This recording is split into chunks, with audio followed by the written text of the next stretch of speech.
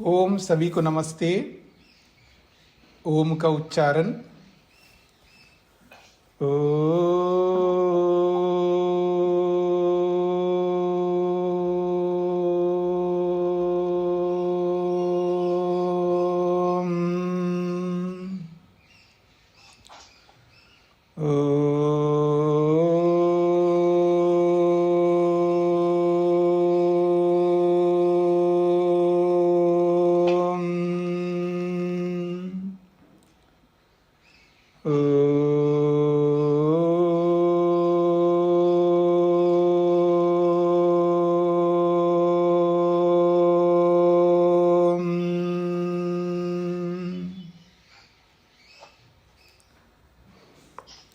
न्याय दर्शन की 205 कक्षा संख्या है। तीसरे अध्याय के दूसरे आहनिक के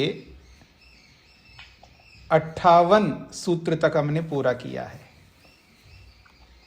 आप में से जो महानुभाव अपना माइक बंद नहीं किया है वो अपना माइक देख लिया करें और बंद कर लीजिएगा।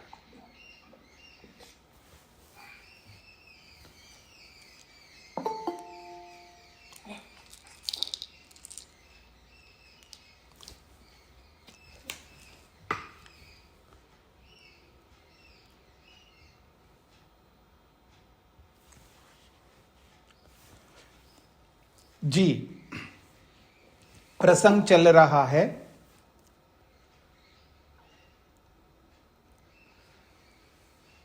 मन का।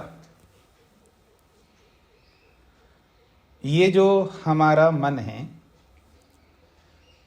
एक शरीर में एक मन होता है या अनेक मन होते हैं।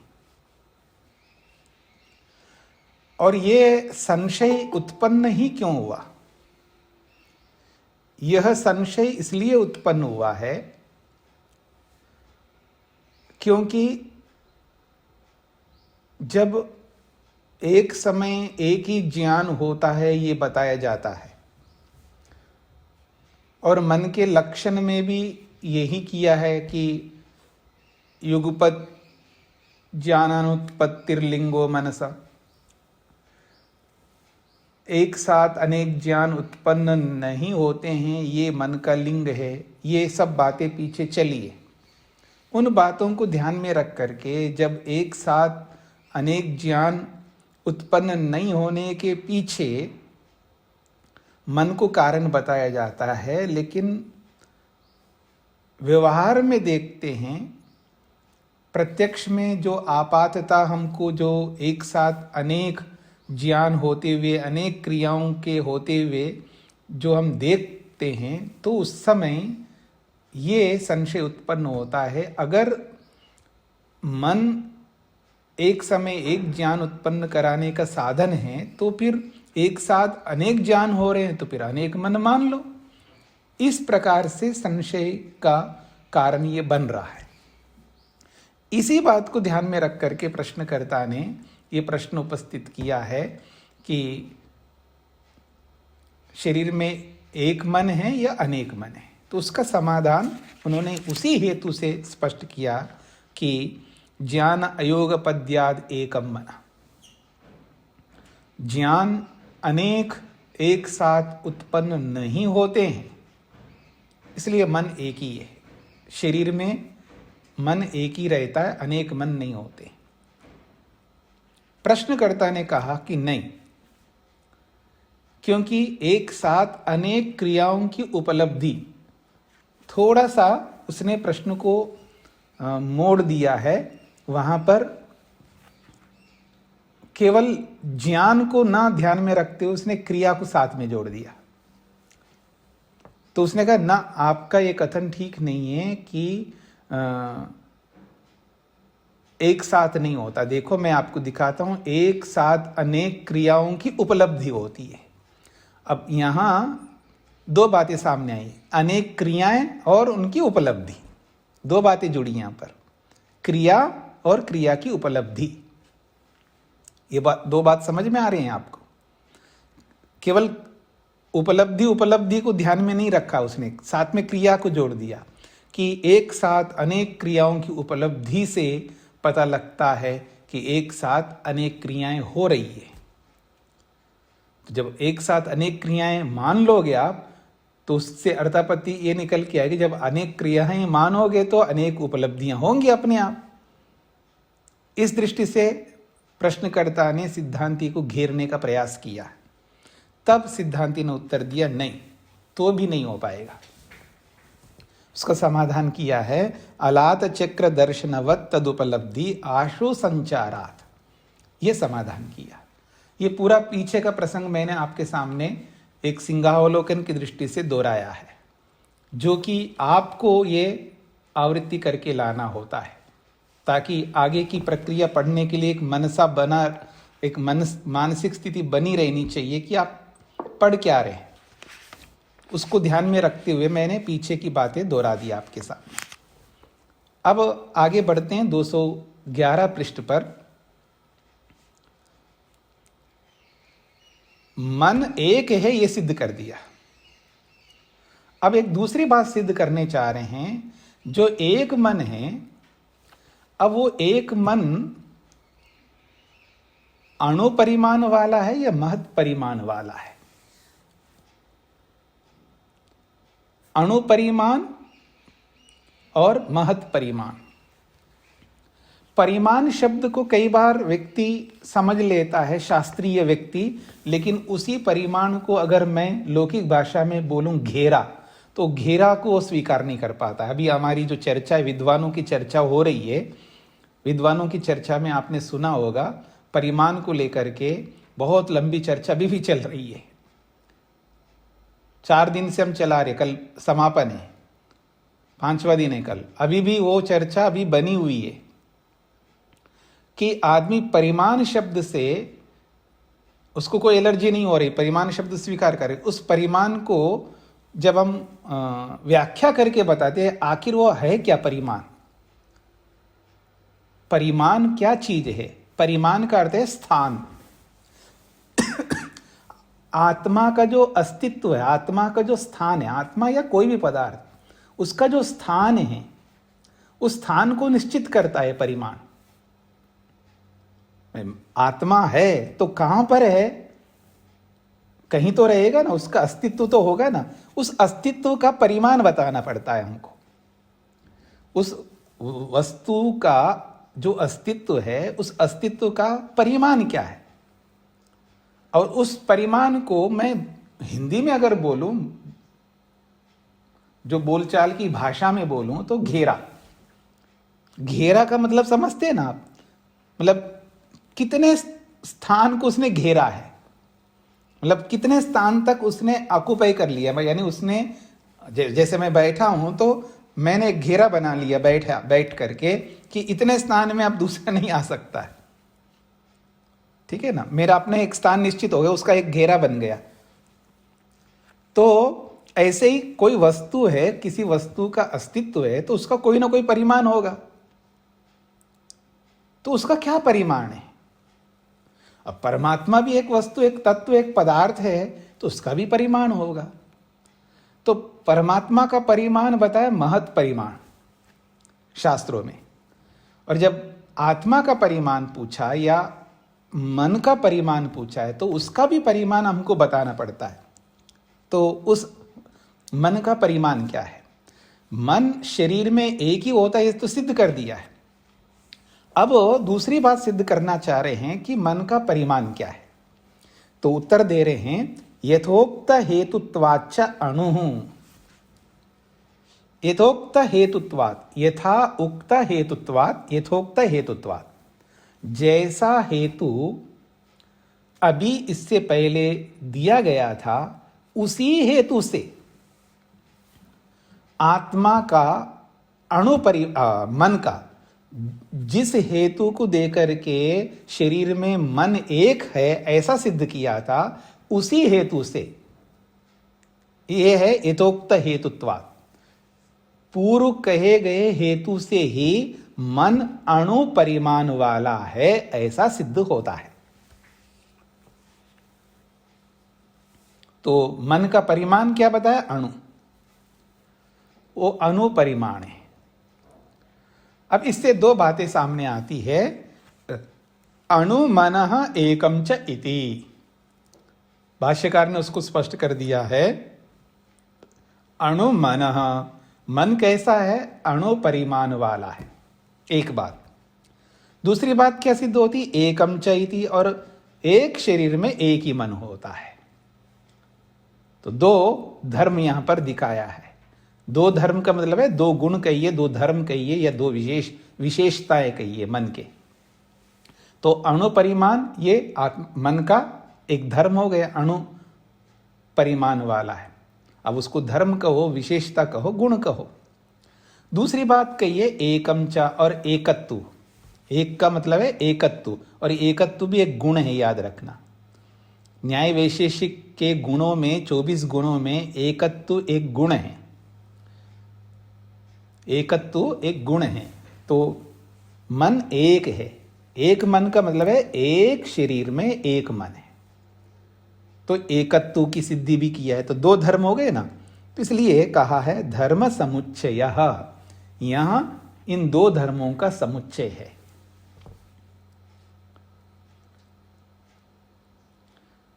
दो शब्द प्रयुक्त होते हैं शास्त्र में, विकल्प और समुच्चय। विकल्प का अर्थ तो आप समझते हैं, ये ले लो अथवा वो ले लो, एक लेना है आपको। दोनों में से देखिए, आपके सामने एक सूट रख दी, एक साड़ी रख दी, दोनों में से एक मिलेगा आपको, दोनों नहीं। तो उसको कहते हैं विकल्प, मतलब दो में से एक लेना है आपको। और कोई परोपकारी ज्यादा आ गया, ज्यादा परोपकारी आदमी आ गया है, अरे कोई बात नहीं, इनकी इच्छा है दोनों लेने की, तो दोनों लेने दो। तो इसको कहते समुच्चय, मतलब एक के साथ दूसरा भी ले ले, दोनों। समुच्चय का मतलब है एक ही मिल रहा था, अब दूसरे आकर के कहते हैं नहीं, उसके साथ ये भी लेने दो, कोई बात नहीं। तो इसको कहते हैं समुच्चय। समुच्चय का मतलब है बढ़ाना, यानी जोड़ना। जो भी है वो, चाहे धर्म है, पदार्थ है, क्रिया है, उसके साथ दूसरे को जोड़ लो। तो दूसरे को जोड़ने को समुच्चय कहते हैं, और दूसरे को न जोड़ने को विकल्प कहते हैं।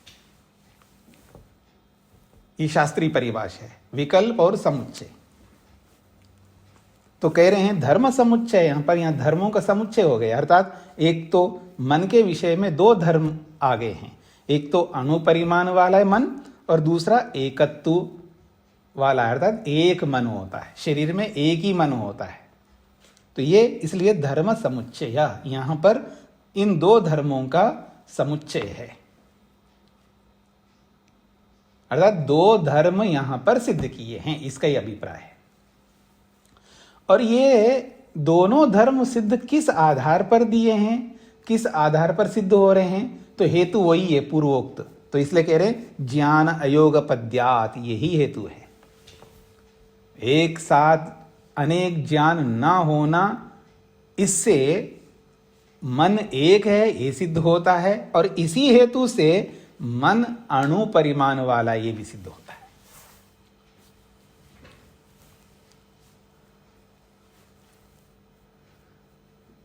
अब इसमें आप में से किनको नहीं समझ में आए ये बातें, वो पूछ सकते हैं। कुसुम जी को क्या पूछना है? स्वामी जी नमस्ते। ये जो 56वें सूत्र में ये लिखा है कि जब इंद्रिया एक एक इंद्रिय अपने अपने विषय का ज्ञान कराती हैं मन के साथ मिलके, तो यहाँ यूं क्यों लिखा है कि ऐसा एकत्व मन की सिद्धि में हेतु नहीं? अब देखिए, अब जो प्रसंग चल रहा उस प्रसंग के बारे में पूछिए, अब शंका समाधान बाद में पूछ लीजिएगा आप।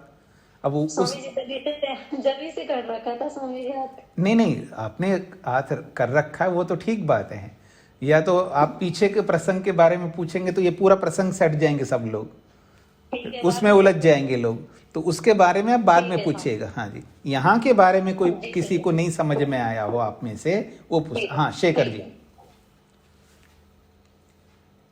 जी ओम स्वामी जी। ओके। तो जहाँ क्रिया का कैसे कहेंगे स्वामी जी? एक साथ ज्यादा क्रियाएं हो सकती हैं, जैसे नहीं ज्ञान तो एक साथ ज्ञान होता है, क्रियाएं जो हमारी पंच कर्म इंद्रिया है, इनसे हम एक साथ क्रियाएं और उनका बोध होता है। नहीं नहीं, वो प्रश्नकर्ता कह रहा है एक साथ अनेक क्रिया होती। कल उदाहरण दिया था ना कि आदमी खा भी रहा है, बोल भी रहा है, देख भी रहा है, सूंघ भी रहा है, ठीक है ना। ये सब बातें जो कल बताए थे, तो एक साथ अनेक क्रियाएं हो रही है। तो अनेक क्रियाओं को एक साथ अनेक क्रिया हो रही नहीं हो रही है। अगर मान लीजिए आप हाँ हो रही, अगर आप ऐसा कहोगे तो एक साथ अनेक क्रिया कैसे हो रही हैं? तो आप कहेंगे तो मैं अनुभव कर रहा हूं। तो अनुभव क्या चीज है? बुद्धि तो है, अनुभूति तो है, ज्ञान भी है, ज्ञानी तो है। तो आपने मान लिया मेरी बात को कि एक साथ अनेक ज्ञान हो रहे हैं, ऐसा वो घेरना चाह रहा था प्रश्नकर्ता। तो सिद्धांति ने कहा कि एक साथ अनेक क्रिया जो आपको लग रही है वो एक साथ अनेक क्रिया नहीं हो रही है, वो तो शीघ्रता के कारण से आपको एक साथ दिख रही है। वास्तव में एक समय एक ही क्रिया होती है, ऐसा सिद्ध किया था पीछे। जी, स्पष्टीकरण ये करना चाहता हूँ स्वामी जी। पहले ऐसे अभी भी सुना है और सुन ही रहे हैं, ये तो मान लिया कि मतलब ज्ञानेंद्रियों से देखना एक समय में देखना हो रहा है, उस समय सूंघना नहीं होता। लेकिन जो कर्म इंद्रिया चलना है, दूसरा बात करना है, वो एक साथ होता है क्या? नहीं होता है ना, नहीं होता है ना, वो बारी बारी से होता है, पर हमको दिखता है एक साथ होते हुए। क्योंकि हमारी आंखें, हमारी इंद्रियां जिनको ग्रहण कर रही है, उसके अंदर इतनी सूक्ष्मता या यूं कहिए उतना सामर्थ्य हमारे में नहीं है कि वो बारी बारी से होने वाले को हम पकड़ सके। हमारे में इतना सूक्ष्मता नहीं, इसलिए तो हम यंत्र लगाते हैं, वो यंत्रों से पकड़ते हैं। देखो एक साथ नहीं हो रहे हैं, बारी बारी से हो रहे हैं। जैसे एक चक्र घूम रहा है, आपको तो एक चक्र दिख रहा है, वास्तव में वो तो चक्र था ही नहीं है। तीन अलग अलग पत्तियां हैं, अथवा दो डंडे के दो छोर हैं। या पंखा जब घूमता है, पंखे के आजकल दो पत्तों वाला भी होता है, एक पत्ता वाला भी होता है आजकल, और 3 पत्तों वाला भी होता है। तो अब पंखा चल रहा है तो इतनी स्पीड में आपने लगाया तो आपको एक गोल घेरा एक चक्र दिखता है, लेकिन उसी को तब कम स्पीड में रखेंगे तो वो आपको दिखाई देता है एक ही है, लेकिन वो जगह बदलता जा रहा है और वो बारी बारी से बदल रहा है। लेकिन उसमें गति इतनी तीव्र होती है कि वो तीव्र गति हमको पकड़ में। जी, ऐसा है कि ज्ञानेंद्रियां पांचों हैं और अर्थ भी 5 है हमारे सामने। तो अर्थ हमारे सामने अगर उपलब्ध है, अर्थ सामने, जैसे रूप सामने है, गंध भी सामने है, और अगर हाथ में भी पकड़ रखा है तो उसका स्पर्श भी है। तीनों एक साथ, यानी 3 इंद्रियों के साथ मान करके चलते हैं। 3 इंद्रियों का तीनों अर्थों के साथ संपर्क बना हुआ पहले से, ठीक है ना।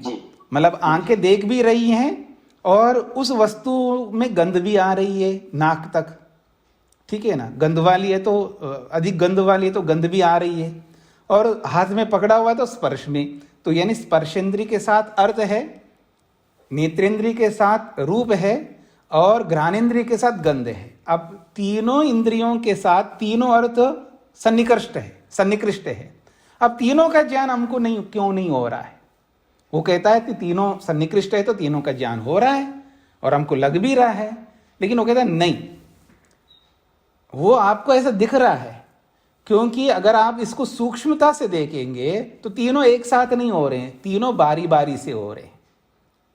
और उसमें मन की तीव्रता है, तीव्रता से वो तीनों से जुड़ रहा है बारी बारी से। उसका क्रम हमको समझ में नहीं आ रहा है, क्योंकि यहां अर्थ और इंद्रियों के साथ सन्निकर्ष तो पहले से ऑलरेडी है। अब बीच में ज्ञान करने के लिए वो बीच में एक कड़ी है जो एक ही ज्ञान करवा रहा है। तो इसलिए हमको मानना पड़ता है कि बीच में मन है। अब क्रियाओं में ऐसा कोई अर्थ तो है ही नहीं, वहां तो केवल क्रिया करनी है। तो क्रिया करने के लिए मन को प्रेरित करना होगा, कर्मेंद्रियों को। वहां बीच में कोई ऐसा संपर्क पहले से ऐसा क्रियाएं हो रही हो फिर मन जुड़ता हो, ऐसा नहीं है। मन जिसको संकेत करेगा वो क्रिया होगा। तो मन तीव्रता से वाणी के साथ जुड़ता है, वाणी का काम करवाता है। इधर फिर हाथों के साथ जुड़ता है, हाथों का काम करवा रहा है, फिर उधर पाँव के साथ जुड़ता है और पाँव का काम करवा रहा है। तो तीव्रता से तीनों कर्मेंद्रियों से जुड़ता जा रहा है और तीनों क्रियाएं हो रही होती है, लेकिन हमको उस तीव्रता का पता नहीं लगता, हमको एक साथ तीनों क्रियाएं दिख रही है। जी स्वामी, तो ऐसा ही कहेंगे ना कि 10 की 10 इंद्रियों के साथ एक एक समय में एक ही बार जुड़ता है, बिल्कुल, अलग अलग से। हाँ जी, बिल्कुल बिल्कुल जी जी, धन्यवाद जी। हाँ अजीत जी, क्या पूछना है? स्वामी जी नमस्कार जी।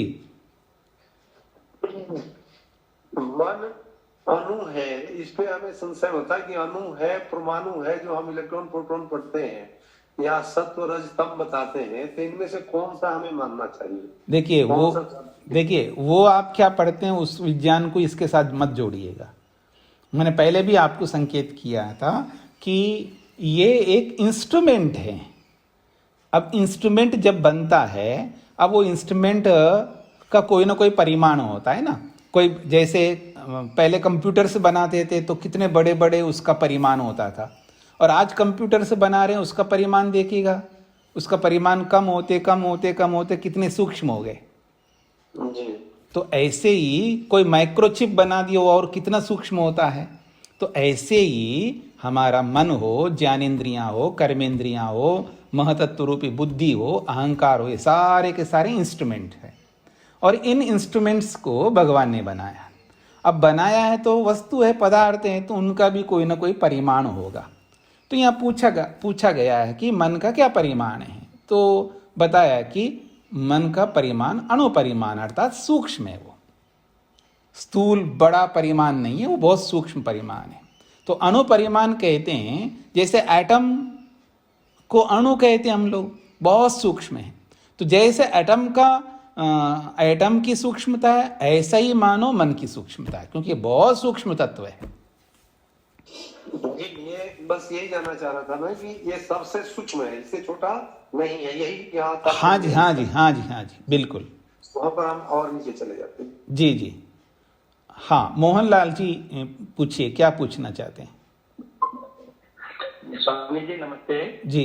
हाँ स्वामी जी, मैं ये जानना चाह रहा कि मन अणु स्वरूप है और आत्मा भी अणु स्वरूप है, उसका परिमाण, दोनों का परिमाण नहीं, आप ये पूछना चाह रहे हैं अणुस्वरूप आत्मा भी है और अणुस्वरूप मन भी है, तो अंतर है।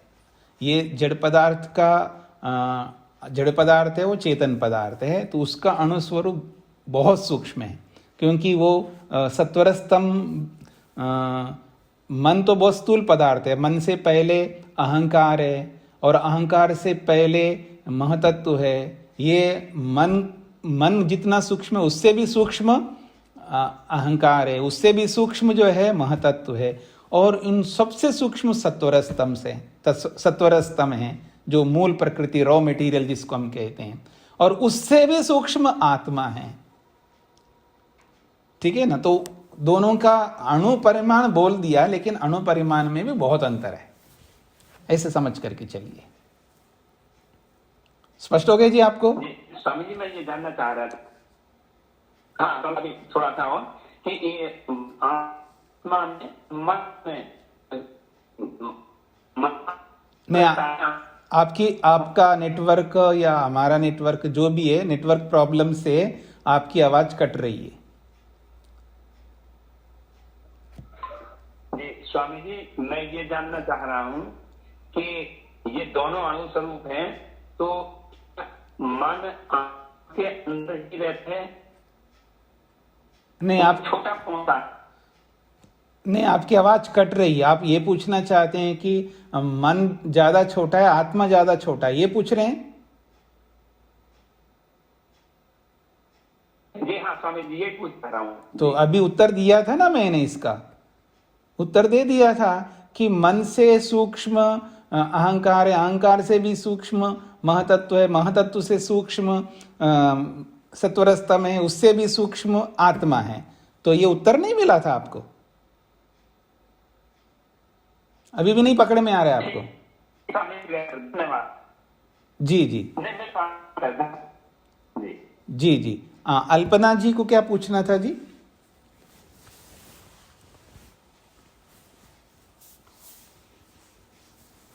हाँ जी, अल्पना जी ने हाथ खड़ा किया था, क्या पूछना था? नमस्ते स्वामी जी। हाँ जी स्वामी जी, मेरे मन में भी वही प्रश्न आ रहा था कि आत्मा के लिए भी वही स्थिति है, तो मैं आत्मा और परमात्मा पे घटा करके समझना चाह रही थी, तो वो आपने बता दिया उसका। जी जी जी जी जी। हाँ जी।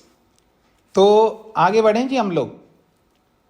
तो यहां पर ये कहा है कि ज्ञान अयोगपद्य ही दोनों के लिए हेतु है, कारण है। आत्मा मन के एक होने में, एक शरीर में एक मन के होने में एक साथ अनेक ज्ञान ना होना ही हेतु है। इसी हेतु से शरीर में एक मन की सिद्धि, और इसी हेतु से मन अणुस्वरूप है, ये भी सिद्ध होता है।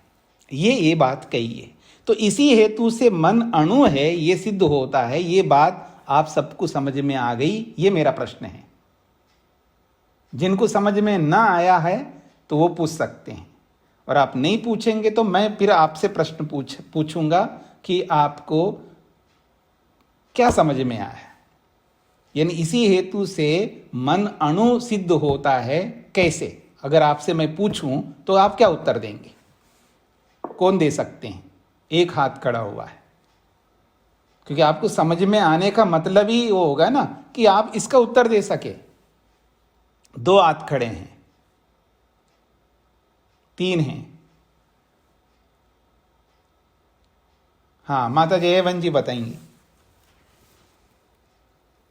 माइक खोलिएगा। नमस्ते सुनिए जी जी। मन सूक्ष्म है, लेकिन मन से सूक्ष्म अहंकार है, अहंकार से सूक्ष्म सत्व रज तमस है, और सत्व रज तमस से भी सूक्ष्म आत्मा है। तो नहीं, ये तो मैंने बोल दिया था। मेरा प्रश्न ये है कि एक साथ अनेक ज्ञान ना होने से मन अणु स्वरूप सिद्ध कैसे होता है? ये मेरा प्रश्न है आप लोगों के ऊपर। मन का स्वभाव है, उसका गुण है कि एक समय में एक ही द्रव्य को ग्रहण करता है। ये तो प्रतिज्ञा हो गई। ये तो प्रतिज्ञा है। हाँ। तो प्रतिज्ञा का ये जवाब नहीं है आपने जो पूछा वो? नहीं, ये जवाब नहीं है।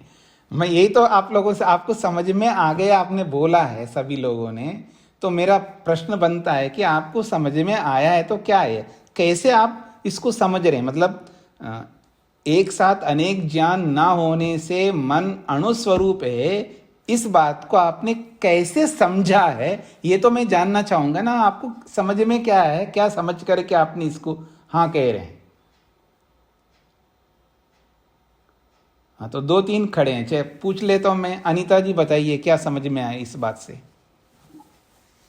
और स्वामी जी, मुझे यही समझ में आया कि अनेक ज्ञानों का एक साथ ना होने से मन अणु स्वरूप है, क्योंकि एक साथ अगर अनेक ज्ञान होंगे तो वो अनेक ज्ञानों को एक साथ नहीं कर सकता, क्योंकि मन अयोगपद्य मतलब एक साथ अनेक ज्ञानों का ना होने से ही सिद्ध होता है कि मन अणु स्वरूप है।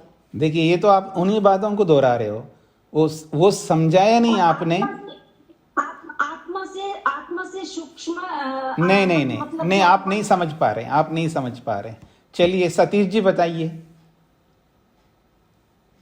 नमस्ते स्वामी जी। जी स्वामी जी, जो ज्ञान जो प्राप्त होता है मन के और इंद्रिय के संयोग से होता है, और इंद्रिय जो है वो मन की अपेक्षा स्थूल है, और तो मन जो है अणु अगर होगा तो ही एक ज्ञान एक जगह से उसका संपर्क होगा और उससे एक ही ज्ञान प्राप्त होगा।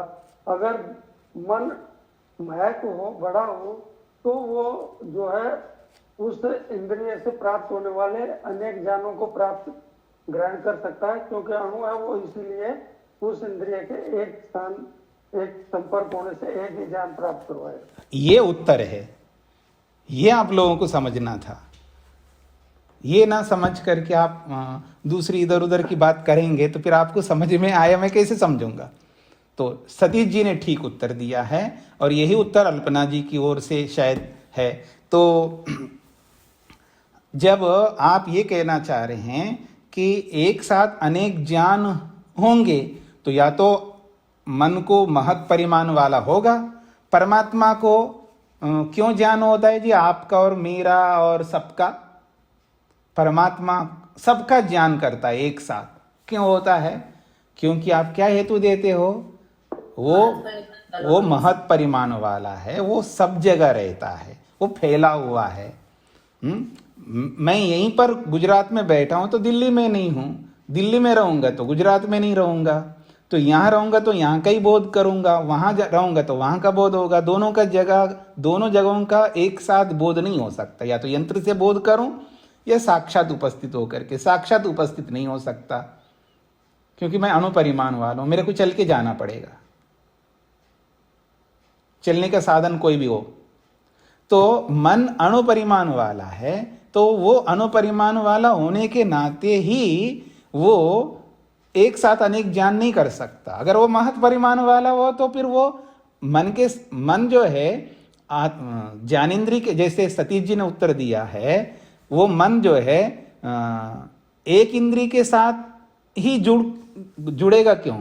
महत परिमाण वाला तो दूसरे के साथ भी साथ साथ जुड़ेगा, तीसरे के साथ भी जुड़ेगा। बड़ा है ना वो, उसका घेरा आप देखेंगे ना, जिसका घेरा जितना बड़ा होगा उतने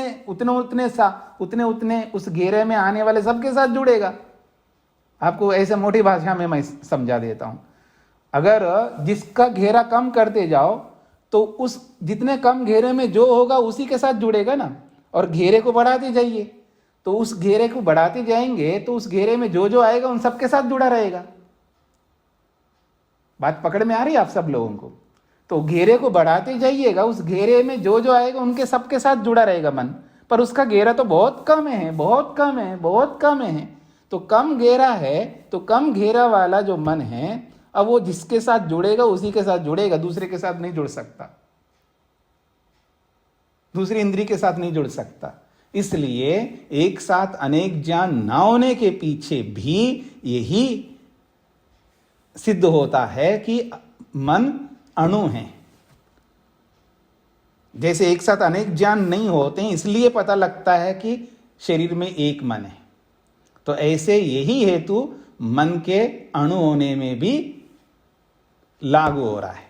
यानी यही हेतु उसके अनुस्वरूप को भी सिद्ध कर रहा है। इसलिए इन्होंने कहा यहां पर यथोक्त हेतुत्वाच्च अणु। अब स्पष्ट हो गया जी सब लोगों को? अब उसका उत्तर दे रहे हैं आप। अगले पंक्ति को देखेंगे तो आपका और समाधान हो जाएगा।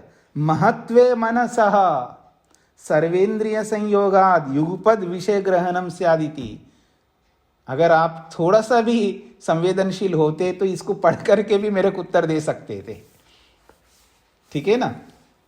वो कहते हैं मनसः महत्वे। अगर मन को महान मान लेते थोड़ी देर के लिए, मनसः महत्वे, मन के महान होने पर, अर्थात महत परिमाण वाले होने पर, सर्वेंद्रिय संयोगात, तो तब तो सभी इंद्रियों के साथ संयोग हो जाएगा उसका।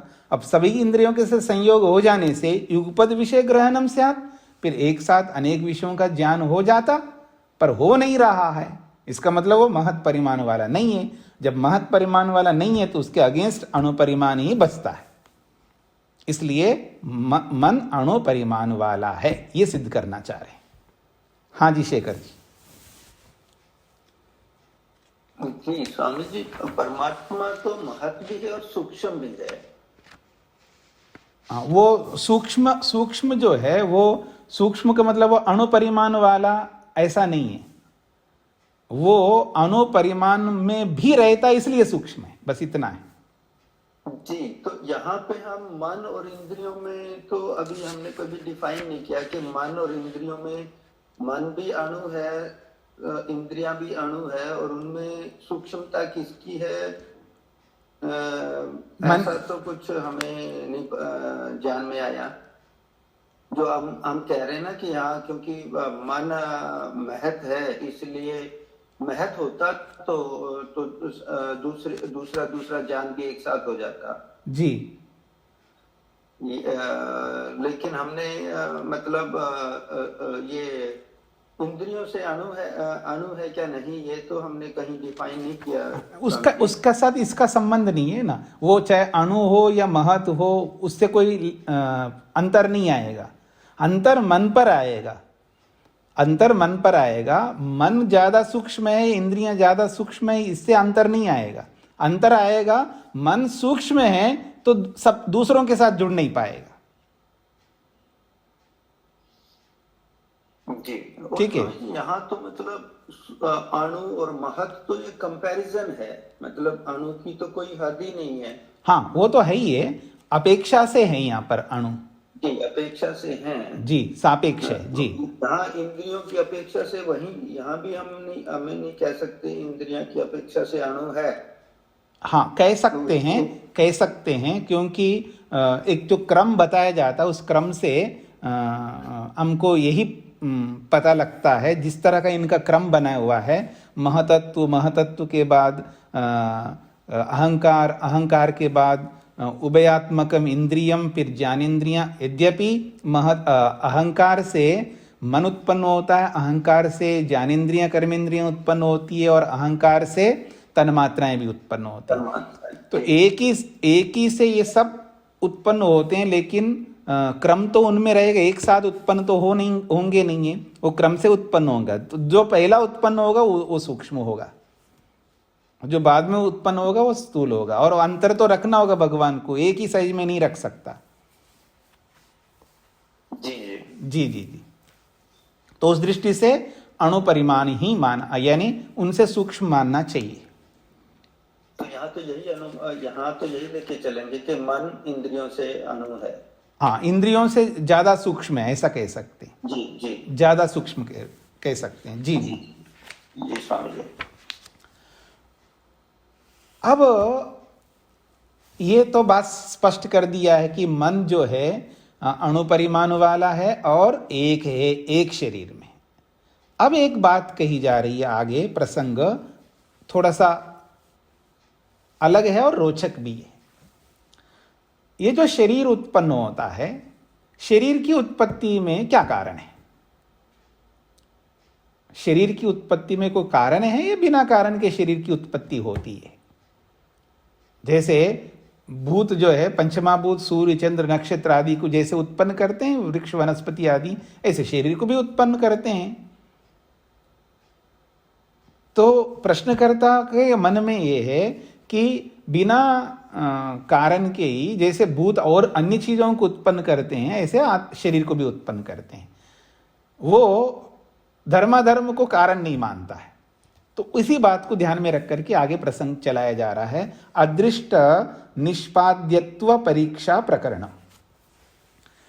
अदृष्ट से ही शरीर उत्पन्न होता है, इस बात को लेकर के एक परीक्षा की जा रही है। अदृष्ट से समझ रहे हैं ना आप लोग, आपको बताने की आवश्यकता नहीं है, याद रखना। तो कहते हैं मनसा कलुबो सेन्द्रियस्य शरीरे वृत्तिलाभ न अन्यत्र शरीरात्। एक बड़ी अच्छी बात कही जा रही है। भो, हे लोगो, यानी हम सबके लिए संबोधित करते हुए बताया जा रहा है। भो का मतलब है जैसे किसी को हम पुकारते हैं, जैसे हो जी, हाँ जी, जैसे पति को पत्नी बुलाती है, अथवा कोई किसी को ऐसे बुलाते हैं तो कोई ना कोई एक संबोधन रखते हैं ना। तो ऐसे मैं आप सबको एक ही संबोधन से भो कह करके एक साथ सबको संबोधित कर सकता हूं, या अकेले को भी भो कह सकता हूं। भो का मतलब है संबोधन है, बुलाने का एक प्रकार है। तो कहते भो मनसा खलु सेन्द्रियस्य शरीरे वृत्तिलाभ न अन्यत्र शरीरात्। वो ये कहना चाह रहे हैं कि हे लोगों, आप ये समझने का प्रयत्न करना, मन का, मनसः, मन का, यानी ये जो मन है, ये मन सेन्द्रियस्य शरीरे, शरीर के अंदर, सेन्द्रियस्य का मतलब है इंद्रिय सहित, इंद्रिय सहित। तो इंद्रिय सह सेन्द्रिय, ऐसा ये व्याकरण की दृष्टि से, यानी जब स जोड़ते हैं तो वो सह के स्थान पे स केवल सा ही होता है। दो अक्षर है, सह और स।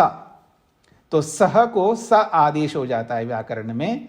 तो यहां पर अर्थ होगा इंद्रियों सहित सेन्द्रियस्य मनसा, इंद्रिय सहित मन का शरीर में वृत्ति लाभ होता है, न अन्यत्र शरीरात, शरीर से भिन्न स्थान में मन का वृत्ति लाभ नहीं होता है। तो समझ में आ रहा है आपको क्या कहना चाह रहे हैं? ये शब्दों से परिचित होना चाहिए आप लोगों को। वृत्ति लाभ का मतलब व्यापार, यानी मन जो व्यापार करता है, यानी मन जो काम करता है, वो मन काम कब करता है? शरीर में होने पर मन काम करता है। शरीर से अन्यत्र, शरीर के अलावा और जगह मन कोई व्यापार नहीं करता है। और आप लोग इस बात को भी ध्यान दीजिएगा, कई बार हम लोग बोला करते हैं जब आत्मा शरीर से बाहर निकलता है तो वो कुछ नहीं कर सकता। कुछ नहीं कर सकता, क्यों नहीं कर सकता? उसके पास मन भी है, उसके साथ इंद्रियां भी है। तो हम कहते हैं नहीं, आत्मा भले मन साथ में, मन आत्मा के साथ है, ज्ञानेंद्रियां, कर्मेंद्रियां, 18 तत्व साथ में हैं, तो भी आत्मा मन से भी कोई कार्य नहीं कर सकता। क्यों नहीं कर सकता? क्योंकि उसके कार्य करने के लिए आश्रय चाहिए, आधार चाहिए, वो शरीर नहीं है अब, क्योंकि शरीर से बाहर निकल गया, मृत्यु हो गई। अब शरीर से बाहर निकलने के बाद आत्मा कुछ भी नहीं कर सकता। इसी बात को यहां पर सिद्ध किया जा रहा है। याद रखना, समझना, प्रमाण है आप लोगों के लिए, बताने के लिए, खुद के समझने के लिए भी। सेंद्रियस्य मनसा, इंद्रिय सहित मन का शरीरे वृत्ति लाभा, शरीर में ही वो वृत्ति लाभ करता है। वृत्ति समझते हैं आप लोग? ये भी बताना पड़ेगा आपको। वृत्ति का मतलब समझते नहीं है? पीछे कितने बार वृत्ति शब्द को सुना है, व्यापार। और लाभ का मतलब प्राप्ति। तो व्यापार की प्राप्ति यानी व्यापार का होना, यानी मन क्रियान्वित कहां रह सकता है? मन क्रियान्वित का मतलब है मन का व्यापार। हाँ जी, आप क्या कर रहे हो? खा रहा हूं, तो ये तो खाने की जो वृत्ति चल रही है, ये कहां पर होगी? शरीर में होगी। शरीर से बाहर निकल के नहीं खा सकते आप, शरीर से बाहर निकल के आप देख नहीं सकते, शरीर से बाहर निकल के सूंघ नहीं सकते, शरीर से बाहर निकल करके किसी इंद्रिय से कोई काम नहीं कर सकते, शरीर से बाहर निकल करके विचार नहीं सकते, शरीर से बाहर निकल करके आप अपनी अनुभूति तक नहीं कर सकते, और शरीर से बाहर निकल करके आप कोई निर्णय नहीं ले सकते। मैंने सबके साथ जोड़ दिया, 18 तत्वों के साथ जोड़ दिए, याद रखना। शरीर से बाहर निकल करके कोई निर्णय नहीं ले सकता का मतलब बुद्धि से काम नहीं कर सकते। शरीर से बाहर निकल करके अपनी अनुभूति नहीं कर सकते, अर्थात अहंकार के माध्यम से अपने आप की अनुभूति नहीं कर सकते। शरीर से बाहर निकल करके कोई भी विचार नहीं कर सकते, मन से कोई काम नहीं कर सकते। शरीर से बाहर निकल करके कोई भी ज्ञान नहीं कर सकते। शरीर से बाहर निकल करके कोई भी कर्म नहीं कर सकते, कुछ नहीं कर सकते आप, मैं, कोई भी हो, शरीर से बाहर निकल के।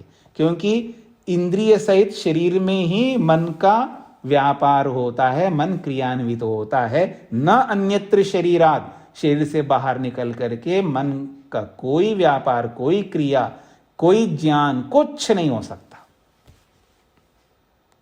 ये सब लोगों को स्पष्ट हो रहा है जी? ये सिद्धांत है, इस सिद्धांत को लिख लो, याद रखो, बहुत काम आने वाला है आपको।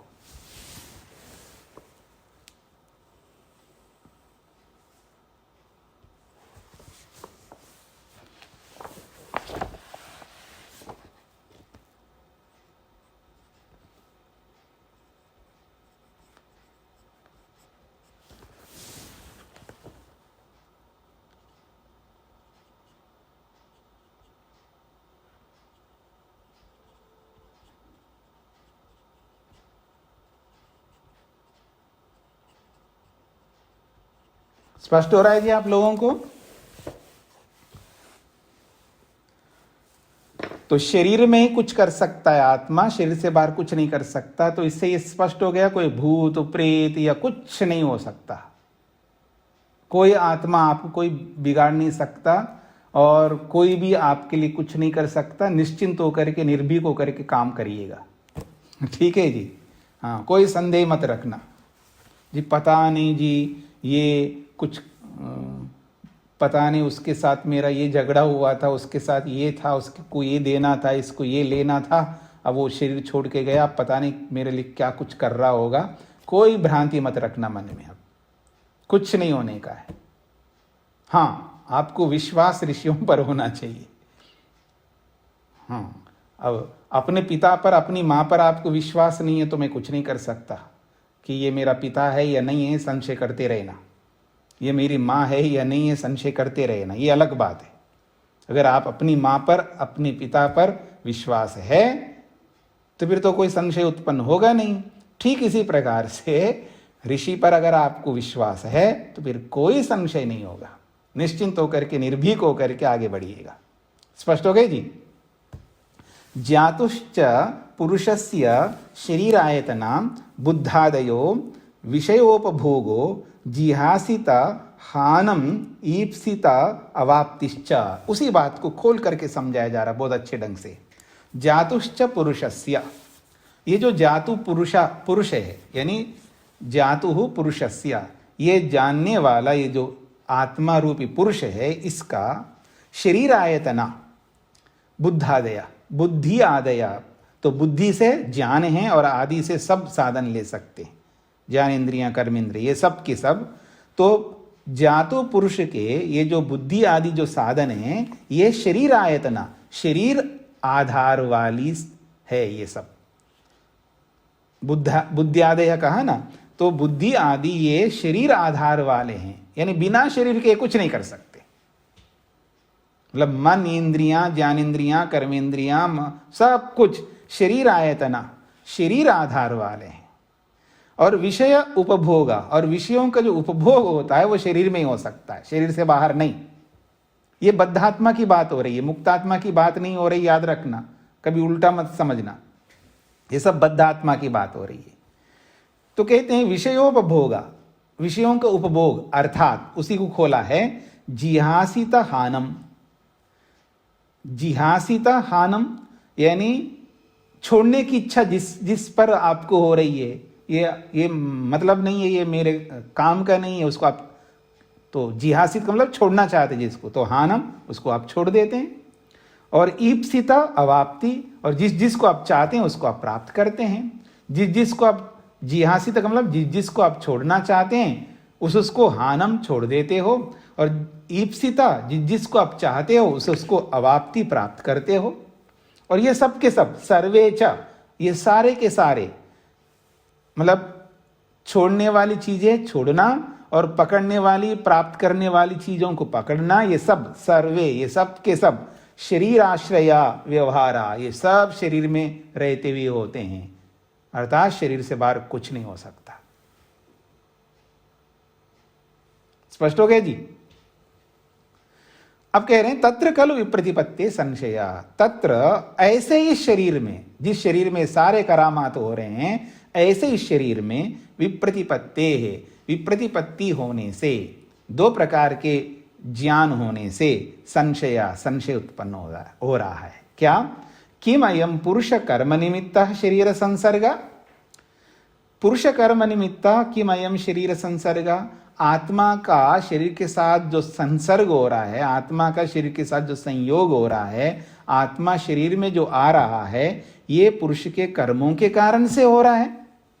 अहोस्विद अथवा भूत मात्राद अकर्म निमित्तः, ये केवल भूत मात्राद अर्थात बस पंचमा भूतों को कुछ बनाना है, जैसे वृक्ष, वनस्पतियां, पहाड़, पेड़, नदियां, ये सब बनाया उन्होंने, तो जैसे उनको बनाया वैसे शरीर को भी बना डाला भूतों ने, इसलिए अकर्म निमित्त, बिना कर्मों के ही बनाया। जैसे पेड़ को बनाया, नदियों को बनाया, पत्थरों को बनाया, दुनिया भर की चीजों को बनाया, जैसे भूतों ने इन सबको बनाया, सूर्य, चंद्र, नक्षत्र आदि, तो उनको जैसे बनाया है, उनको बनाने में जैसे कोई कारण नहीं है, ऐसे शरीर को बनाने में भी ऐसा कोई कारण नहीं है। तो बिना कर्म के ही भूतों ने शरीर को बनाया, जैसे और चीजों को बनाया, ऐसा है, अथवा कर्म इसमें कारण है। श्रूयते खलु अत्र विप्रतिपत्ति, और ये विप्रतिपत्ति, ये दो प्रकार का ज्ञान तो संसार में देखा जाता है। लोग बोलते हैं ना, अरे किसने देखा, कौन कर्म क्या है, बस खाओ पियो और मौज करो, बस चले जाओ, दोबारा किसने देखा है, यही बोलते हैं ना। तो वो वाली बात है, यहाँ कोई कर्म वर्म कोई कारण नहीं है, बस जो भी आपको बस पैदा हुआ समाप्त होता है आदमी, उसके बाद में फिर दोबारा पैदा होता है, ये कर्म, ये सब आपको डराने के लिए सब चीजें बनाए हैं। तो ऐसा लोग बोलते हैं, 2 प्रकार के ज्ञान संसार में चलते हैं, इसलिए संशय होता है। स्पष्ट हो गया जी? मधु जी को क्या पूछना है? स्वामी जी नमस्ते जी। ये जो है जिहासित और हान इप्सिता, ये नहीं स्पष्ट हुआ, क्या छोड़ा जाए, क्या ग्रहण किया जाए? मतलब शब्द स्पष्ट नहीं हुआ है या क्या छोड़ना चाहिए? अभिप्राय स्पष्ट नहीं हुआ। नहीं, वही पूछ रहा हूँ आपको, क्या छोड़ना चाहिए? हाँ, क्या विषय उपभोग करने के बाद वो क्या ना छोड़ना और ग्रहण करना, तो वो नहीं समझ आ रहा कि किस चीज को छोड़ देगा। नहीं, वो तो आपके ऊपर है, आप किसको छोड़ना चाहते हो और किसको ग्रहण करना चाहते हो। हर व्यक्ति का अपना छोड़ना ग्रहण करना होता है ना। उसी के लिए कहा गया है ना। हाँ, और किसके लिए कहेंगे? आपकी इच्छा आपकी है, मेरी इच्छा मेरी है, सबकी इच्छा सबकी है। अच्छा, मुझे लगा कुछ विशेष है। नहीं, विशेष तो विशेष भी है, सामान्य भी है। इसमें विशेष भी है और सामान्य भी है ना। अब सामान्य को भी कोई छोड़ना चाहता है, विशेष को भी छोड़ना चाहता है, कोई सामान्य को भी पाना चाहता है, कोई विशेष को भी पाना चाहता है। अच्छा, दृष्ट अदृष्ट वाली बात है क्या स्वामी जी यहाँ पर?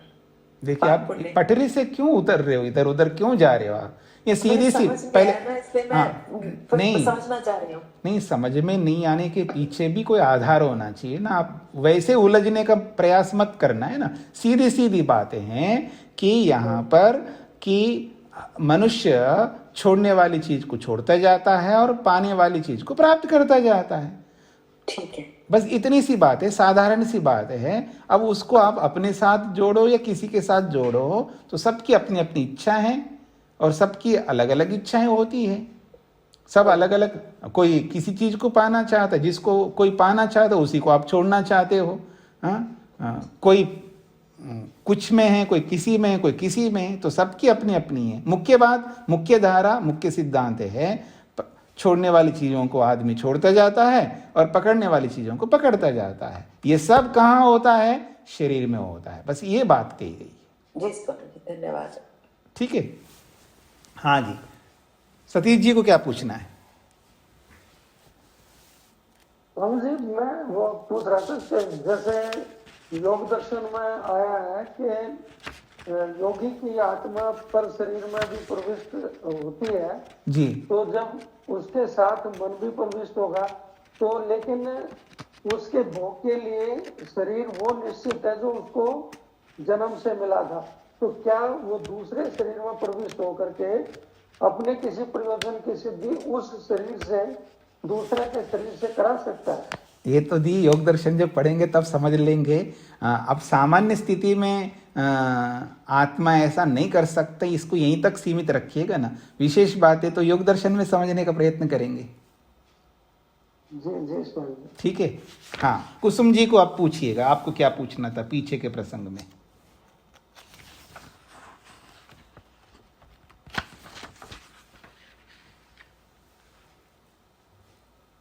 हाँ बोलिए, माइक खोलना है आपको। हाँ स्वामी नमस्ते। ये जो 56वां है ना जी, इसमें ये लिख रखा है, जैसे एक काल, जैसे मैं समझाया आप भी समझा रहे हो कि हम एक इंद्रिय से एक काल में एक समय में जुड़ते हैं, मन सहित एक विषय का ही तो ज्ञान होता है हमें, इंद्रिय मन से जोड़ करके। जी, तो इसमें लिख रखा है ऐसा एक का तो मन की सिद्धि में हेतु नहीं। हाँ, तो आप उसको पूरा नहीं पढ़ा है ना। पूरा पढ़ेंगे तो आपको प्रश्न ही नहीं होगा ना।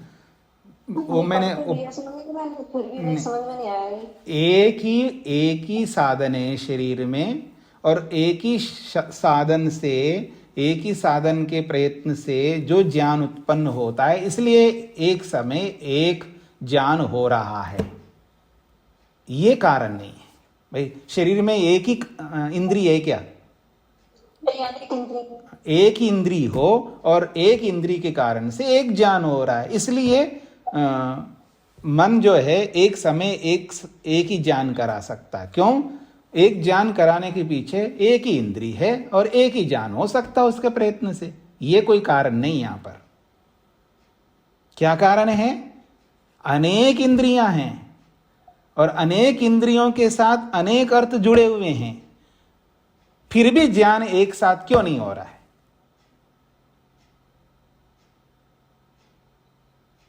अब बात पकड़ में आ रही है आपको? मुझे पंक्ति ही समझ में नहीं आ रही थी स्वामी जी। उसी पंक्ति का अर्थ बता रहा हूं मैं, उसी पंक्ति का अर्थ बता रहा हूं। कोई ये सोचे कि एक ही साधन है और उस एक साधन के प्रयत्न से जो ज्ञान उत्पन्न होने का सामर्थ्य उसमें है, इसलिए मन एक समय एक ज्ञान कराता है। उसके पीछे हेतु क्या है?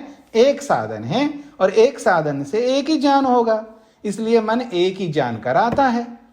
क्या ये कारण है? तो कहा नहीं, ये कारण नहीं है। फिर क्या कारण है? इंद्रियां एक साधन नहीं, अनेक साधन है, और अनेक साधन अनेक अर्थों के साथ जुड़ रहे हैं, फिर भी एक साथ ज्ञान क्यों नहीं हो रहे? ये कारण है। उसमें बीच में कड़ी है, मन के जुड़ने पर ही ज्ञान हो सकता है। आपको अभी नहीं समझ में आया ना? ये ऐसा लग रहा है इसको पढ़ने से जैसे विपरीत कह रहा हूँ ये। नहीं, आपको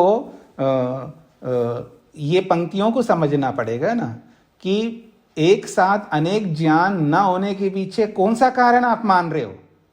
दो कारण बताए, यहाँ दो कारण बताए। एक कारण बताया कि शरीर में एक ही साधन है और उस एक साधन से एक ज्ञान हो रहा है, इसलिए मन एक ही ज्ञान करा सकता है। क्या ये कारण है? बताओ, आप बताइए।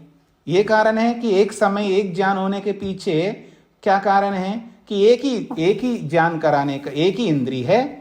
करण का मतलब इंद्रिय है ना, तो एक ही इंद्रिय है शरीर में, इसलिए वो एक ही अर्थ के साथ जुड़ता है, उसमें इतना ही सामर्थ्य है, एक ही ज्ञान कराता है वो, इसलिए मन को एक ज्ञान, मतलब हमको एक ज्ञान हो रहा है।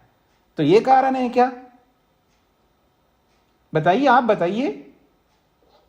दूसरे को मत देखिएगा, दूसरे को मत देखिएगा, केवल इतना ही देखिएगा कि ये कारण लग रहा है कि मन तो एक ही है ना। मन की बात नहीं हो रही है, एक मन को सिद्ध करना है आपको। आप मन एक मान करके चलोगे तो फिर बात समझ में कैसे आएगा? मन एक है या अनेक है, ये हमको समझना है, सिद्ध करना। हाँ, तो मन के एक होने में कारण क्या है? भाई एक ही इंद्रिय है और एक ही ज्ञान करा रहा है, इसलिए एक ही मन उसको पकड़ रहा है, एक ही बार एक समय एक ही को पकड़ता है वो, और वो जब दोबारा दूसरे अर्थ के साथ जुड़ेगा वो दूसरा ज्ञान कराएगा, फिर तीसरे के साथ तीसरे अर्थ के साथ जुड़ेगा तो तीसरे का ज्ञान कराएगा, तो बारी बारी से कराएगा, क्योंकि कारण एक ही है, साधन एक ही है। तो क्या ये कारण है एक साथ अनेक ज्ञान होने के पीछे? तो क्या ये साधन, ये कारण नहीं है। फिर क्या कारण है? अरे साधन अनेक है और अनेक अर्थों के साथ जुड़ रहे हैं, फिर भी एक समय एक ही ज्ञान क्यों हो रहा है? क्योंकि मन एक है। हाँ, तो अब कारण कौन बना? मन बना, मन एक है। नहीं, कारण बना एक साथ अनेक ज्ञान ना होना। एक साथ अनेक ज्ञान इसीलिए तो नहीं होते क्योंकि मन एक है ना। मन एक होने के पीछे रीजन क्या बता रहे हो आप? एक साथ अनेक ज्ञान होने के पीछे रीजन क्या है?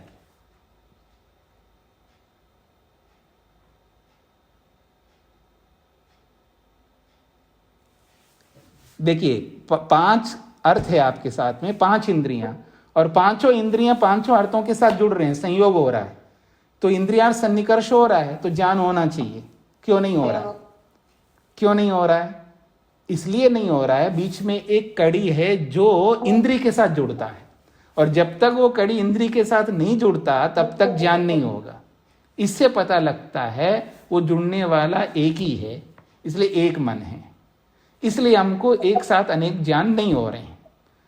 तो अनेक ज्ञान ना होने के पीछे एक मन है जो एक समय एक इंद्रिय के साथ जुड़ता है, और दूसरा यह है कि एक ही साधन है और उस एक साधन के कारण से एक समय एक ज्ञान हो रहा है, ये कारण है। साधन एक होना कारण नहीं, यहां पर ये बताया इन्होंने। ठीक है? ठीक है स्वामी, समझ गया। मतलब आपको ये समझना है कि एक साधन है और अनेक साधन है। अनेक साधन अनेक अर्थों के साथ जुड़ रहे हैं, फिर भी ज्ञान हमको एक साथ नहीं हो रहा है। उसमें कारण बन रहा है मन, ठीक है ना? और एक समय एक ज्ञान हो रहा है क्योंकि साधन एक ही है, तो वह साधन कारण बन रहा है।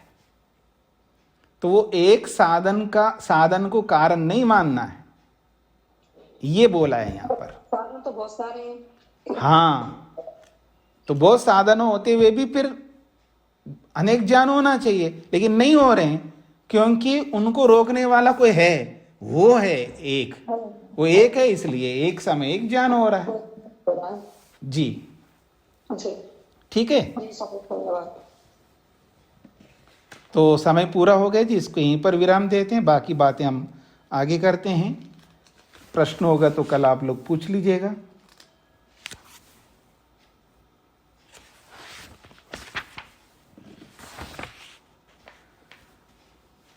ओम